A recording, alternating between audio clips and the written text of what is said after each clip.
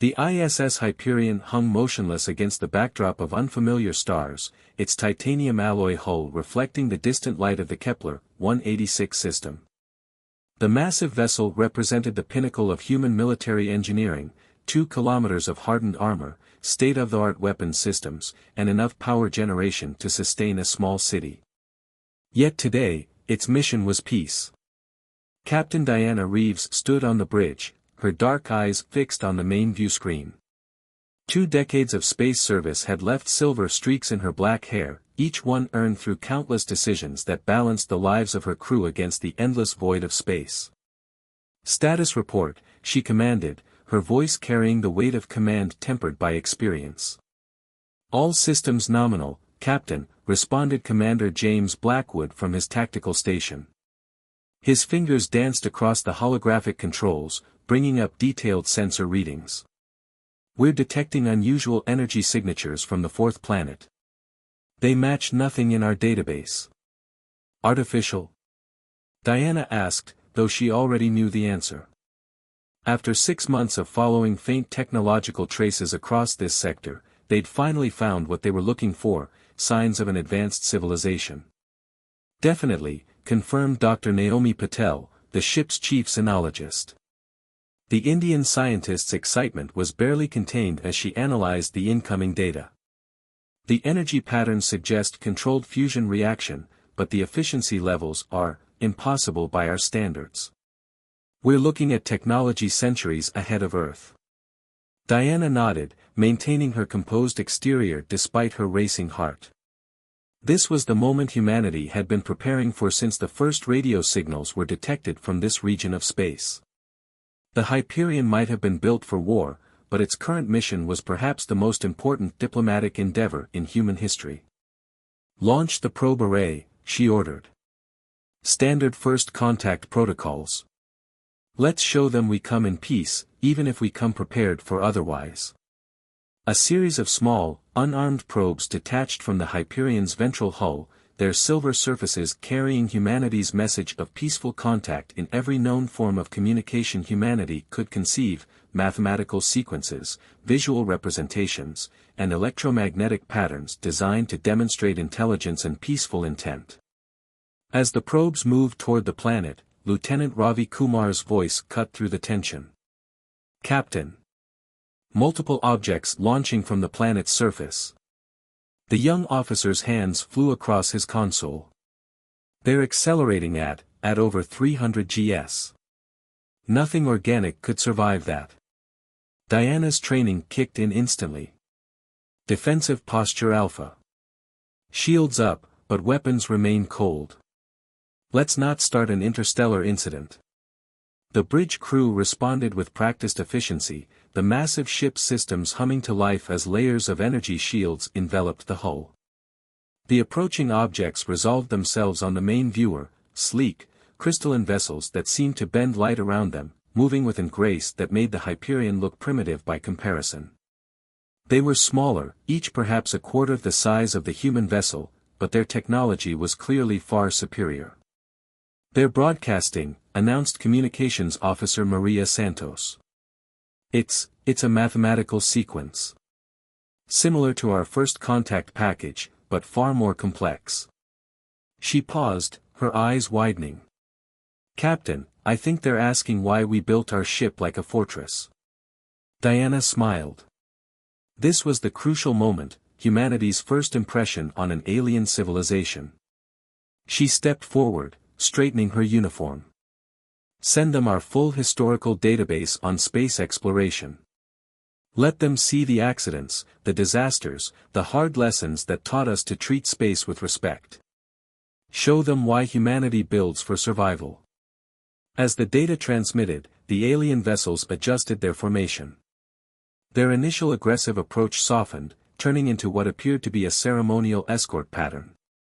The mathematical exchanges continued, growing more complex as both sides refined their communication protocols. "They're responding," Maria reported, wonder in her voice. They say they've never encountered a species that treated space itself as their primary adversary. They find it fascinating." Diana felt the weight of history on her shoulders lighten slightly. Tell them that humanity would be honored to share our experiences, and to learn from their achievements in turn. We may have built the Hyperion as a warship, but today she serves as a bridge between stars. The alien vessels drew closer, their crystalline surfaces refracting starlight in mesmerizing patterns. As the first official diplomatic exchange between humanity and the unknown civilization began, Diana reflected that perhaps humanity's paranoid approach to space exploration had paradoxically made this peaceful contact possible. They had come prepared for the worst, but ready to hope for the best. As the hours passed and the initial exchanges grew more sophisticated, one thing became clear: humanity's first steps into the galactic community would be remembered not for conflict or fear, but for the shared understanding that the universe itself was challenge enough without making enemies of each other. The ISS Hyperion, built for war but serving peace, had opened a door that would never be closed again. The discovery was made in the most mundane of places, a maintenance crawlspace deep within the ISS Hyperion's outer hull. Chief Engineer Marcus Wong stared at the crystalline object embedded in the ship's sensor array, its faceted surface pulsing with a faint purple glow. "Captain," he said into his comm unit, his voice tight with concern, "you need to see this." Within the hour, Captain Diana Reeves stood in the cramped space, watching as Dr. Patel's scanner passed over the alien device. The xenologist's usually enthusiastic expression had been replaced by one of professional concern. "It's definitely Zarkarian technology," she confirmed, referring to the crystalline species they'd made contact with 3 days ago. "And it's been here for at least 6 months. Diana felt her jaw tighten. 6 months, long before they'd entered this sector of space. "They've been watching us," she stated flatly. "The question is why?" "Captain," Commander Blackwood's voice came through the comm, "we've completed the whole sweep. We've found 17 more devices, all integrated into our sensor systems. They're sophisticated enough to have evaded our regular diagnostics." The implications were staggering. The Zarkarians hadn't just discovered the Hyperion, they'd been studying it, analyzing its capabilities, perhaps even steering the ship toward this encounter. The peaceful first contact suddenly felt orchestrated, manipulated. "Status of our guests?" Diana asked, referring to the Zarkarian delegation currently housed in the ship's diplomatic quarter. "Still in discussions with our cultural exchange team," Blackwood reported. "They appear unaware of our discovery." Diana made her decision. "Seal off the diplomatic quarter. Quietly. I want security teams on standby, but no obvious changes to our routine. Dr. Patel, find out everything you can about these devices. I want to know what information they've been collecting." As the hours passed, the tension on the bridge grew palpable. Dr. Patel's analysis revealed the devices had been gathering detailed information about human technology, military capabilities, and crew psychology. The Zarkarians hadn't just been observing, they'd been conducting a comprehensive strategic assessment. "Multiple ships dropping out of FTL," Lieutenant Kumar announced suddenly. "Zarkarian vessels, but different configuration from the ones we met before." The main viewer showed 5 crystalline ships, their designs more angular and aggressive than the elegant diplomatic vessels they'd encountered earlier. Their weapon systems were clearly visible, and powered up. "Message incoming," Officer Santos reported. "Text only. They're demanding our immediate surrender." Diana's mind raced. The pieces fell into place: the surveillance, the careful study of human capabilities, the seemingly peaceful contact. One faction of the Zarkarians had been preparing for this moment, using diplomacy as a cover for their true intentions. But they'd made one critical mistake: they'd assumed humanity's defensive capabilities were purely about fighting other species. They hadn't understood that every system, every redundancy, every layer of protection on the Hyperion had been designed to survive the unexpected. "Open a channel to our guests," Diana ordered. When the comm link activated, she addressed the Zarkarian delegation directly. "I believe we need to discuss the surveillance devices your people planted on my ship. The response was immediate. The lead diplomat, Va Lore, crystalline features shifting in what they'd learned to recognize as surprise. Captain Reeves, I assure you I have no knowledge of any such devices. I believe you, Diana replied, surprising everyone. Because if you did, you wouldn't have wasted time with diplomacy. Those ships out there, they're not your allies, are they? Vialor's crystalline form dimmed noticeably. They are separatists. Extremists who believe that first contact with new species should be conducted from a position of military strength. We tried to reach you first, to establish peaceful relations before they could act. And the surveillance devices? Planted by their agents, against our council's wishes. Captain, you must understand, our society is divided on how to approach other civilizations. Some of us seek peaceful cooperation, while others want to ensure military superiority, Diana finished. Well, they're about to learn why humanity builds its ships the way we do. She turned to her tactical officer. Commander Blackwood, initiate Defense Protocol Omega. Let's show them what the Hyperion can really do. The massive ship's systems surged to life, power redirecting through redundant pathways, defensive systems activating in layers. The Hyperion had been built to survive anything space could throw at it, solar flares, micrometeorites, radiation storms.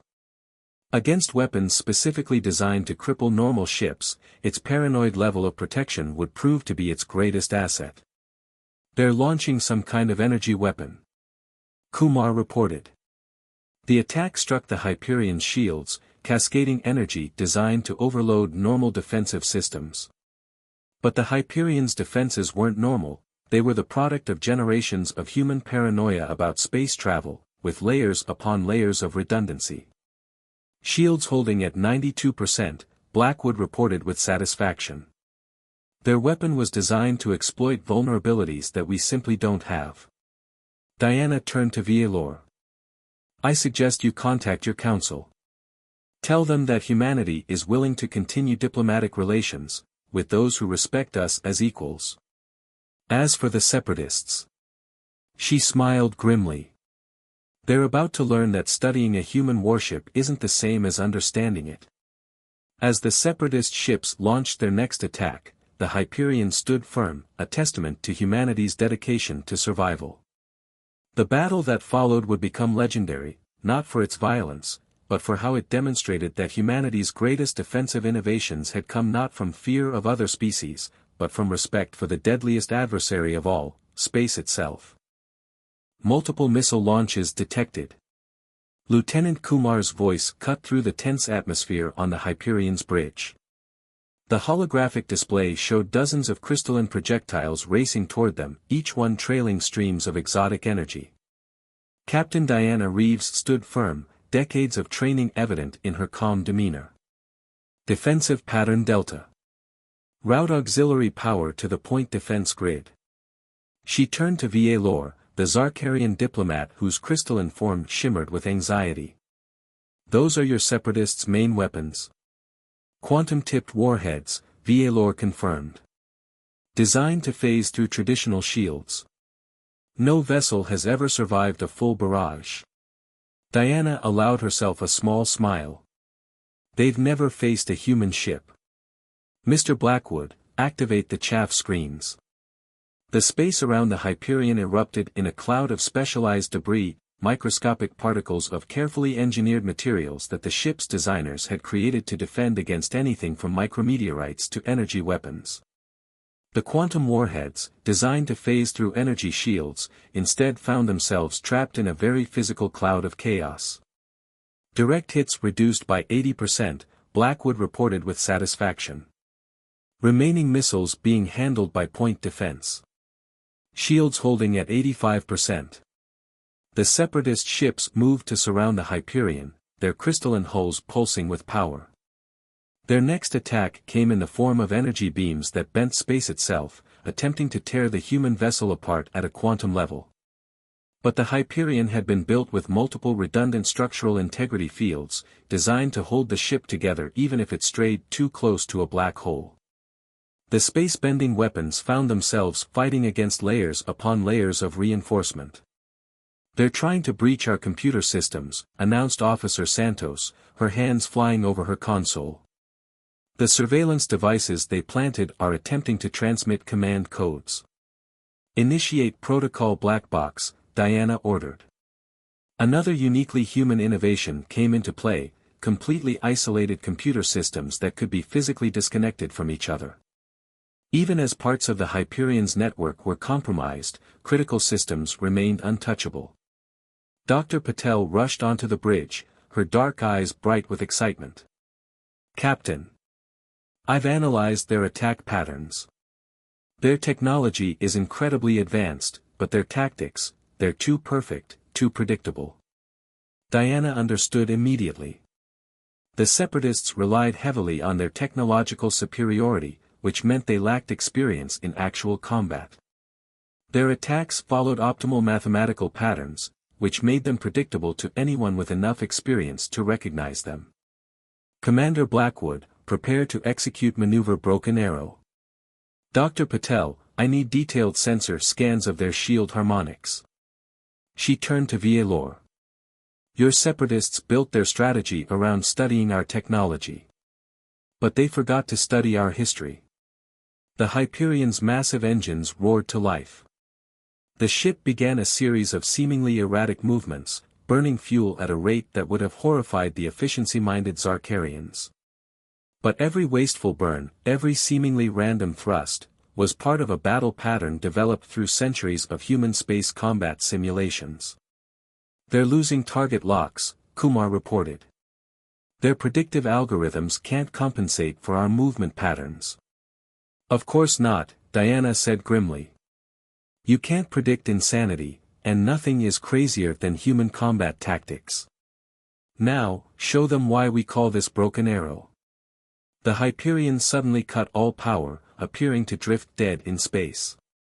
The Separatist ships moved in for the kill, exactly as centuries of human battle doctrine had predicted they would. That's when the Hyperion's dead systems surged back to life, energy weapons firing from unexpected angles, targeting the weak points in the crystalline ship's perfect geometric shields. Two of the Separatist vessels immediately lost power, their crystalline hulls darkening. A third took heavy damage to its propulsion system. The remaining two began to retreat, their perfect formation broken. "They're sending a transmission," Santos announced. They're requesting terms of surrender." Diana looked at Vielor, whose crystalline form was pulsing with what they'd learned to recognize as amazement. "Your people built perfect weapons," she said softly. "But humanity built for imperfection. We designed the Hyperion knowing that no plan survives contact with the enemy, that chaos is the only constant in battle. My council will want to know how you achieved this victory," Vielor said. "Your technology is clearly inferior to ours, yet you prevailed. Tell them it's because we never trusted technology alone to save us. Every system on this ship, every tactic we employed, was designed with the assumption that it would fail. And so we built redundancy upon redundancy, plans within plans." She gestured to the defeated Separatist ships. "Perfect weapons make for predictable enemies. The true art of survival is adapting to the unexpected." As the Hyperion's crews began rescue operations for the disabled ships, Diana knew this battle would change the relationship between humans and Zarkarians forever. The Separatists had sought to prove their superiority through force. Instead, they had learned a lesson humanity had gained through centuries of facing the void. True strength lies not in perfection, but in the ability to survive when everything goes wrong. The observation deck of the ISS Hyperion provided a stunning view of the rescue operations underway. Captain Diana Reeves watched as human engineering teams, clad in their bulky environmental suits, worked alongside graceful Zarkarian technicians to stabilize the damaged crystalline vessels. The stark contrast between human and alien approaches to space travel had never been more apparent.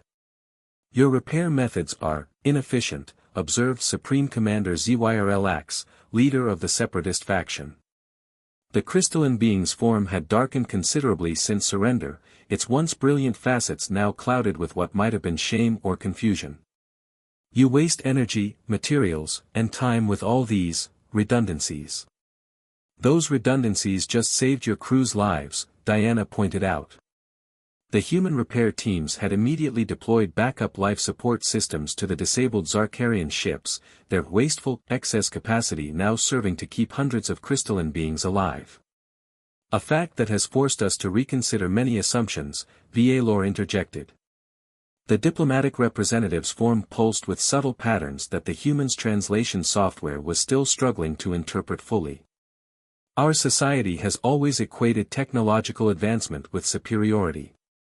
Yet here we are, saved by what we considered primitive precautions.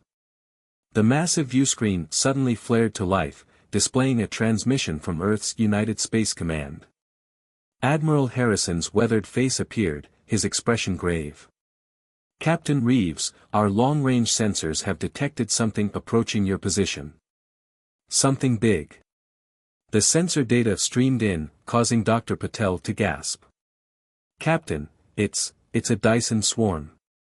Millions of automated construction units, heading straight for this system. Zyrlax's crystalline form flashed with patterns of recognition and fear. The architects. They've found us. Over the next hour, a horrifying picture emerged. The Zarkarians' advanced technology had attracted the attention of an ancient autonomous system, self-replicating machines programmed to optimize any civilizations they encountered by forcibly upgrading their technology to meet their standards. The Separatists' drive for technological perfection had inadvertently signaled their location. These architects, Diana said slowly, they seek perfect efficiency. They eliminate waste, redundancy, and biological irregularity, Valor confirmed. They've destroyed dozens of civilizations by upgrading them until nothing of their original culture remains. Diana exchanged glances with her senior staff. Then perhaps it's time to show them just how valuable inefficiency can be. The next few days saw an unprecedented collaboration between humans and Zarkarians. The Separatists, their arrogance shattered by recent events, worked alongside their former diplomatic rivals. The Hyperions' massive fabrication facilities, another example of wasteful, human overpreparation, worked around the clock. It's ready, Marcus Wong announced, pride evident in the chief engineer's voice as he presented the results of their joint effort. The device looked like a mess of human and Zarkarian technology, deliberately designed to appear chaotic and inefficient. The Chaos Engine, Dr. Patel explained to the assembled commanders. It combines Zarkarian quantum manipulation with human-style redundancy and randomness. When the architects scan it, they'll try to optimize it, Zyrlax finished, his crystalline form now glowing with something approaching excitement. But every attempt to improve its efficiency will trigger cascade failures in unpredictable ways. A virus designed to offend their very nature, Diana summarized. But we'll only get one chance at this. The architects will adapt quickly. The plan required perfect timing but intentionally imperfect execution. The Hyperion would appear to be a damaged vessel, leaking radiation and trailing debris, irresistible to the architects' optimization protocols. The Zarkarian ships would hide within the carefully designed chaos of the debris field, their crystalline hulls modified to appear as random space junk. As the first wave of the architect swarm appeared at the edge of the system, Diana addressed the combined human Zarkarian crew. They expect perfection. They'll find humanity's greatest strength instead, our ability to embrace chaos, to find strength in disorder, to survive through redundancy and backup plans and learning from failure. The architects approached, their swarm of millions of identical units moving with perfect geometric precision. They were everything humanity wasn't, standardized, optimized, perfectly efficient. And that would be their downfall. Send the signal, Diana ordered. The Chaos Engine activated, broadcasting its messy, redundant, inefficient existence across the system. The architects, programmed to optimize, couldn't resist such an affront to their core directives. The trap was sprung. As the first architect units attempted to optimize the Chaos engine, they encountered systems that defied their protocols, redundancies that spawned more redundancies, and efficiency improvements that somehow resulted in even greater energy waste.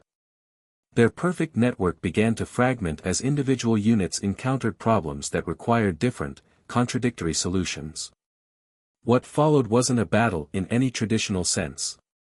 It was order versus chaos, perfection versus adaptation, and the cold efficiency of machines versus the messy resilience of life itself. The viewscreen of the ISS Hyperion displayed a sight unprecedented in human or Zarkarian history, the perfect geometric formations of the architect swarm breaking apart into chaos. Their attempt to optimize the Chaos engine had triggered a cascade of contradictions in their programming, forcing each unit to develop unique solutions that conflicted with the others. Energy signatures are fluctuating wildly, Lieutenant Kumar reported, his fingers dancing across his console. The swarm's collective networking is breaking down. Diana watched as the massive swarm of millions of units began to split into smaller and smaller groups, each trying to solve the optimization problem in their own way. Some units attempted to destroy the Chaos engine, others tried to quarantine it, while still others attempted to integrate its principles, each action contradicting the others. Fascinating, Dr. Patel breathed, watching her sensors. They're actually evolving. The need to solve an unsolvable problem is forcing them to develop individual characteristics. Supreme Commander Zyrl-Ax's crystalline form pulsed with understanding. Just as our encounter with humanity forced us to question our pursuit of perfection. There is elegance in imperfection that we never understood before. But victory wasn't assured yet. A significant portion of the architect swarm had adapted to the Chaos engine's influence, developing new protocols to counter its effects. These units began a coordinated approach toward the Hyperion and its Zarkarian allies. They're learning, Commander Blackwood warned. Adapting faster than we anticipated. Diana smiled grimly. Then it's time for Plan B. Or as humans like to call it, making it up as we go along. She turned to Vialor. Your quantum technology, can it be used to enhance our shield modulators? The diplomatic representative's form brightened. Yes, but it would be highly unstable. The power fluctuations would be. Perfect, Diana interrupted. Mr. Wong, prepare for full power transfer to shields. Dr. Patel, work with our Zarkarian friends to integrate their quantum manipulators into our defensive systems. Let's show these machines what real adaptation looks like. What followed was a demonstration of everything that made the human-Zarkarian alliance unique. The Hyperion's shields began cycling through random frequencies, enhanced by Zarkarian quantum technology. Each time the architects developed a countermeasure, the shields would shift to an entirely new pattern of operation. The remaining separatist ships, under Zyrl-Ax's command, executed maneuvers that combined human unpredictability with Zarkarian precision. They appeared to be in chaos, yet each seemingly random movement served to disrupt the architects' attempts to form a coherent attack pattern. Their primary units are attempting to establish a new optimization framework, Officer Santos reported. They're trying to optimize chaos itself. That's their final mistake, Diana declared. You can't perfect imperfection. You can't optimize the random. That's what they never understood about life itself, its beauty lies in its flaws. The architect swarm's attempt to create perfect chaos proved to be their undoing. Their core programming, faced with an inherent logical contradiction, began to break down. Units started exhibiting truly random behavior, their perfect coordination dissolving into genuine disorder. Energy surges throughout the swarm, Kumar announced. They're shutting down. The logical paradox is forcing emergency dormancy protocols. One by one, the architect units went dark, their advanced minds unable to reconcile their drive for perfection with the fundamental unpredictability they'd encountered. The few that remained active were no longer a coherent force, but scattered individuals exhibiting signs of genuine independence. Hours later, as human and Zarkarian teams began the process of containing and studying the dormant architect units, Diana stood again in the observation deck with Valor and Zyrlax. "Your ship," Zyrlax said, "built with all its redundancies and backup systems, initially appeared to us as inefficient, even primitive. Now I understand, every flaw in its design is actually an adaptation, a recognition that the universe itself defies perfection." Valor's crystalline form pulsed with agreement. "Perhaps this is why we never encountered other advanced civilizations in our section of the galaxy. The architects found them first, and those civilizations' pursuit of technological perfection made them vulnerable. But humanity? We never tried to be perfect," Diana finished. "We just tried to survive. Every backup system, every redundancy, every seemingly wasteful precaution, they're all products of learning from our failures rather than trying to achieve perfection." The view outside showed human repair crews working alongside Zarkarian technicians, their different approaches to technology now complementing rather than contradicting each other. Some of the dormant architect units were being carefully contained for study, their fate a reminder that adaptation and imperfection were not weaknesses, but the very essence of life itself. "So," Diana said, turning to her alien counterparts, "shall we discuss the future of human-Zarkarian relations? I warn you, our diplomatic protocols are just as redundant and inefficient as everything else we do." The crystalline beings emanated what had become recognizable as their version of laughter. Together, they began planning for a future where two very different approaches to civilization could work together, finding strength in their differences rather than seeking an impossible perfection. The ISS Hyperion, that overbuilt, redundant, imperfect vessel, had helped forge an alliance that would reshape this sector of space. It stood as a testament to humanity's greatest gift to the galaxy, the understanding that true resilience comes not from achieving perfection, but from embracing the chaos of existence itself.